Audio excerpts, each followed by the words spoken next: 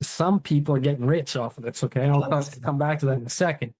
But my brothers and sisters, I would urge us not to be involved in conspiracy approaches, even to the point, it's almost unbelievable that somehow the General Conference and the World Church is receiving instructions and is under the thumb or the direction of the United Nations. That to me is complete fallacy. But he contradicts himself. Didn't he contradict himself here when he said this? That requires from governments.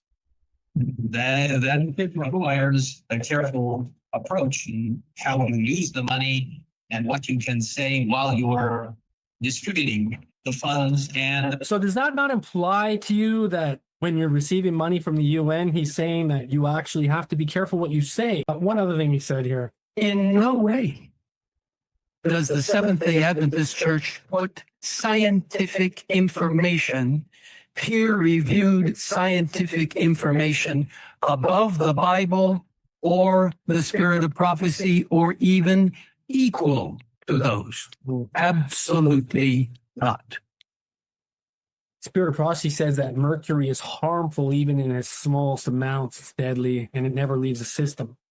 So if we put something in our arm that has mercury in it, then are we following the spirit of prophecy or are we following peer-reviewed science? Which one's coming first here? You know, if we have pork in our immunization and we put that in our arms, right? If we have pork in that and you put that in our arms, and it says in the spirit of prophecy not to put this in your arms, are we putting the spirit of prophecy first, or are we putting peer-reviewed science first? Which one is coming first? I mean, I could go on and on. Monkey brains and dogs and formaldehyde and aluminum, all that other stuff that's in them. I mean, you really want to tell me you're not following the science? You don't follow the science? I think you are following the science, because Dr. Fauci here said, if we look at it, we could all go back to worship if we're all by fall. Was it not him that told you could open your church and close your church? And he claims to be science himself, right? So many people followed the science and they didn't follow God's instruction, which is touch not the unclean thing. Most of the church followed the science. What does the Bible say? It's science falsely so called. Let's just consider science falsely so called for one moment. And many a minister followed science falsely so called. This is what Ellen White writes about it. She says in 5 Testimonies, 1882, page 81, she says, those who have rendered supreme homage to science falsely so called will not be leaders then. So has anybody done this today? You know, pharmakia is not true science. It's counterfeit to God's Bible and the spirit of prophecy. So it says, will not be leaders then. So can we trust these people here to be our leaders? Is that the ones that are leading God's church in this last day right now? That's not even God's church. Listen, we've been over this in the Bible, right? So it says, those who have trusted the intellect, Dr. Fauci, he's a scientist. Genius. He's a genius. Or talent will not then stand at the head of rank and file. They did not keep pace with the light. What's the light? The light of the bride and the bridegroom telling us that the light's not going to shine anymore inside of us if we take the pharmakia and follow the science. If we, what does it say in Revelation 18:23? I got to just contrast the Bible with this quote here.